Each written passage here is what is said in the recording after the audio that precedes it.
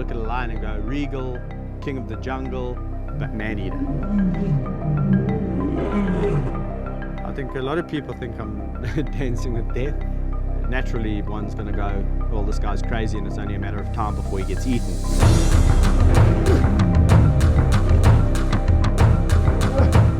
The instinct for an animal to kill, or a lion specifically, is always there. And when they get into that mode of kill, one bite and you're dead.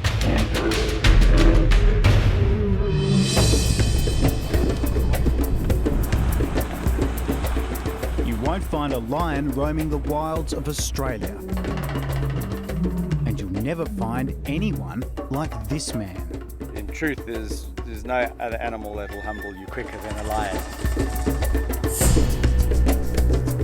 If the late Steve Irwin had a kindred spirit, it would be Kevin Richardson. He shuns the company of people. Instead, his life centres on living with one of the most ferocious predators on the planet. You know, I might, piss one of them off one day and he might take my head off, but so be it.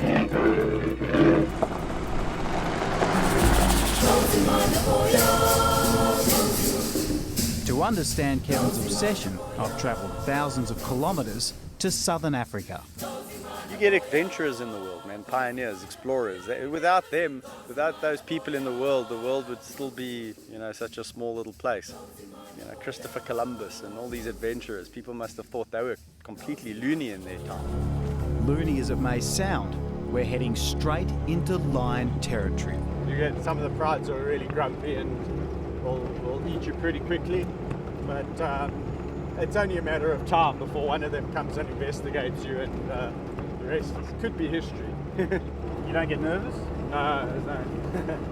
No, but I think if I was getting nervous, then, after this period of time, I think I should be sitting myself down and saying, well, what are you actually doing here? Kevin is preparing to walk freely among a pride of lions with no cage and no protection. You always got to observe who looks like they're grumpy, who looks like they're affable, before you just go in there guns blazing.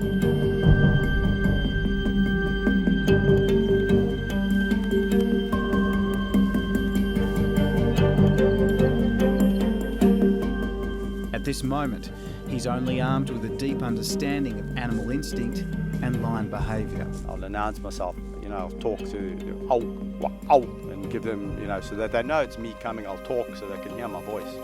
And at least then when you walk in, they know what to expect. Back away. But then something incredible happens. Come on, where's our pig lion sandwich? This is a love story like no other. This feared predator, this lion, this killer, this man-eater, has the ability to show such love.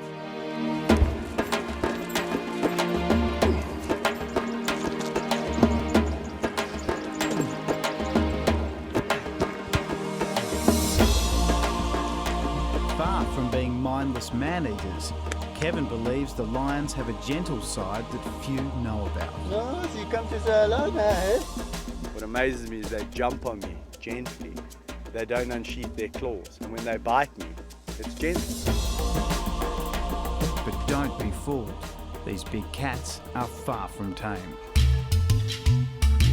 So I'm filming from the safety of a cage. And as I found out, they don't take too kindly to strangers. Suji. Anyone else would run 1,000,000 miles from these cats. When you walk up to them, what do you see? It's hard to explain what I see when I walk up to the lions, because to everyone else watching, their mind obviously flicks back to documentaries of lions jumping on the back of buffaloes' backs and taking down, wildebeest and zebra, all these big herbivores. So, I think people have got that in their head. But to me, these are just my friends. Let's go. Come on.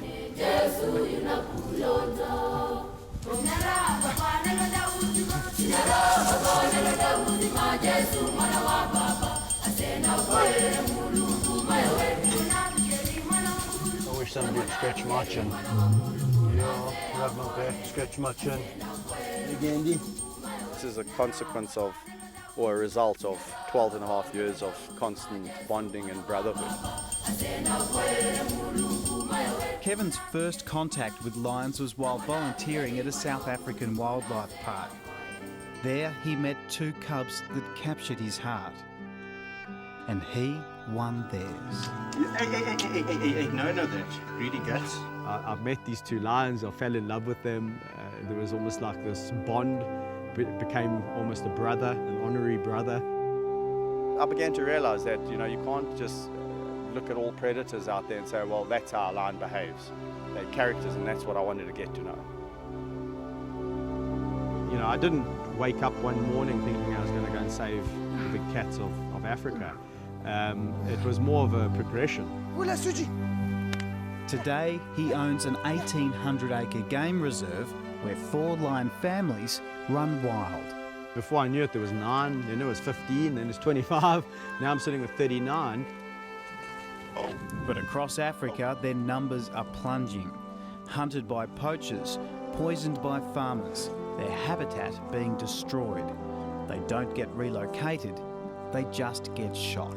The lion numbers have dropped by a staggering amount from around about, who knows, but it's around about 300,000 about 15, 20 years ago, down to about 20, 23,000 to this day, which is horrific, which means if it continues to decline on that, at that rate in another 10 to 15 years, goodbye to lions.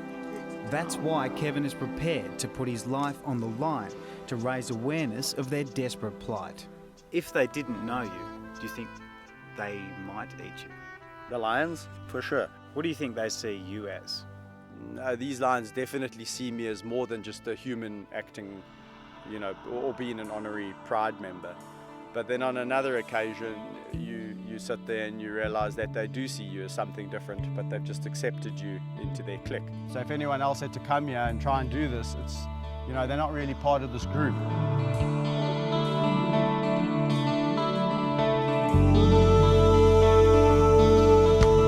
If anyone could understand the love that they have for their pet, I could probably say times that by 10. Quite frankly, that's how you could get killed by a lion. If he lies on top of you, he could crush you to death. Ah, Kaiser, please, my boy.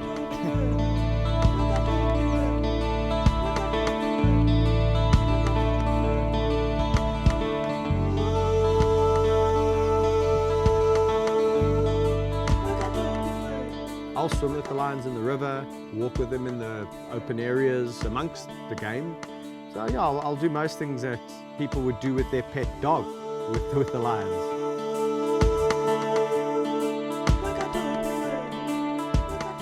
That even includes afternoon naps. He says, Shush now. Sleep. Are there times when you're not welcome? Well, there's times when you feel less welcome into a pride of lions, and there's times when you walk in there and you just feel like you rule the roost, and that everyone's just full of love and wanting a piece of you. But their violent instinct is just under the surface the whole time. One wrong move and everything can flare up. Is to actually stop it, diffuse the situation. Sometimes that biting will turn to real biting very quickly. stop it. So that's why I just nip it in the bud. I'm going to murder you, boy. If you react badly and you start pulling or you start getting nervous or panicking, he will bite down on you. So you got to just make him realize that you're not afraid of him and he can't just bite your leg at will. You see, you can't. You guys are naughty today, hey? You get your tongue pulled. Tongue pulled if you do that. Yeah, it's embarrassing. Have you been hurt? Yes, I get bitten, I get scratched, I get jumped on, my back gets put out, my shoulders. Fortunately, I've never been hospitalized by a lion. That scar there and there is really a lion of his size, actually Rafiki, that bit me accidentally This canine here, the top one, went straight through to the bone almost, and that was the bottom one. Didn't go in quite as deep, but that was really just a bite out of a reaction. He got a bit of a fright, and he turned around and whack right through the arm. Stop! Do you worry that one day they might turn on you? No, I don't worry about lions turning on me, because the day that happens and you start to think about, well, one day will these lions turn on me, you shouldn't be doing it.